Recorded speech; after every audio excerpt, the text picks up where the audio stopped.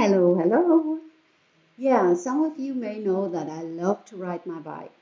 Some of you may know that I love to do yoga. Some of you may know me as a businesswoman, and you probably know that I don't like to be put into categories.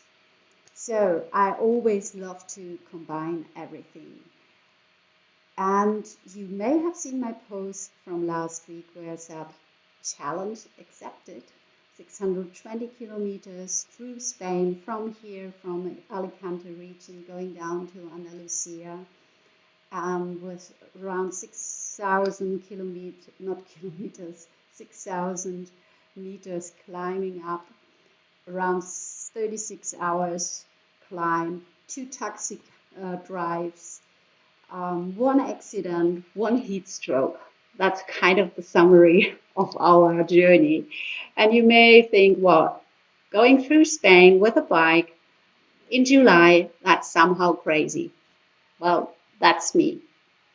I want to give you some insights on that story. I don't want to give you a travel blog or something, but what I want to tell you is what I learned on that trip with regards to business or with regards to success. So what have I learned? First of all, you have to put in the hard work. Yeah, so it's not going to be easy. That's what I knew before because, well, due to my just finished 4 months intense yoga training, I haven't had time to ride my bike properly to train. So I knew it's going to get hard. So I had only 520 kilometers until the day we start the journey. And the journey itself was 620. So you can just imagine how my training level with regards to the cycling was. It was almost zero. But yeah, when you put in the hard work, eventually you will go to the end. You will receive the end goal. And we made it. The second thing what I learned is don't be too brave, too shy, to whatever reason you wouldn't accept support. When I had my accident, we hit a gravel road, which was just, well, I won't say the word, but the cyclists here listening in know how it is to have a road bike and hitting a gravel road and you have to go 10 kilometers just going there. It was just tough.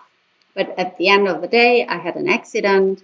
It wasn't too tough. Well, it healed already, so all fine. However, my husband decided, no way, next day. We hired a cab. The first 25 kilometers, we went in the taxi and started where the road was better again.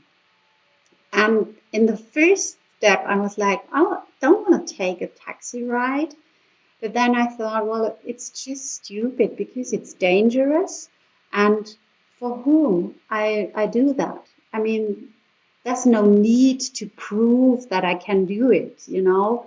So yes, if you need help, take the chance, take the help. That was the second learning I had. The third learning was consistency. That was amazing. As said, I didn't have a good training level at the point when we started the journey. But consistently riding the bike, bringing the hard work, every day went better. So each and every day was easier. I felt more relaxed. Well, relaxed is not the right word, but it was easier to ride the bike. I found my rhythm. I really had fun. Yeah, I could really enjoy the scenery, etc. And that's exactly the same within business. When you consistently bring in the hard work, eventually you reach your goal, and it's going to get easier from day 1 to day 2 to day 3, etc., etc. So the next thing what I learned is really self-confidence. I've never done 144 kilometers before. I've never have been on the bike that long. I don't like it. I don't enjoy it really, because 5 hours is okay, but that's kind of a limit. I think my longest ride was 120. Maybe there are some cyclists out there saying, well, that's nothing.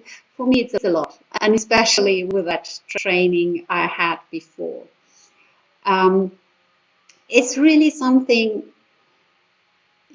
this self-confidence I reached after that ride at the end of that day was amazing. I really sensed, wow, I can do everything. You know, when I could finish that day, and it was really a tough one, I can probably reach everything.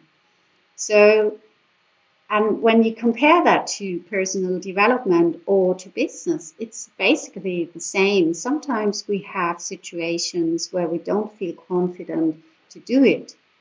But when you overcome that hurdle, when you overcome that fear, and you just put in the work and do it and you reach it, it boosts your self-confidence. So what I want to say, what I want to tell you is just do it. And last but not least, a funny story, shortcuts. There's no thing than shortcuts. Just let me tell you it that way. My husband at the second day had the idea after 80 kilometers, oh, we can make a shortcut. Good idea in general, but we ended up in a gravel road, and I have a road bike. So that wasn't really fun. And the cyclists out there know how it is. These small tires, and you have to go more or less downhill. It wasn't really fun. It was very exhausting. It was really a mental game to do it. Not to have an accident, really going slowly. It was hot. There were 40 degrees, sun were burning, no shadow. At the end, it took us 1.5 hours to go through that shortcut. If we would have gone the way around, it would have been probably much quicker. We would have been not that exhausted. And it's exactly the same in business. Not always, but just bear in mind, sometimes when it looks like a good idea to do a shortcut in business, doesn't necessarily mean that at the end of the day, it's really worth it. Because sometimes you really have to put in the work to learn the step-per-step thing. And if you don't learn the steps in between, if you don't put in the hard work, the shortcut doesn't really bring you to your end goal.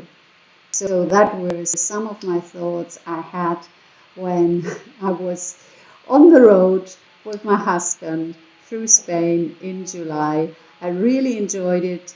I really can recommend it. And if you stayed until here, you probably have seen some of the pictures, and I can only recommend it. It was really great fun, and it was a real good mindfulness exercise. I really built up my mental strength again. I really felt my borders, where it was really, one day I was almost crying when we were walking through that shortcut. However, it was as well something I learned, what my body is capable of, and as well my mind.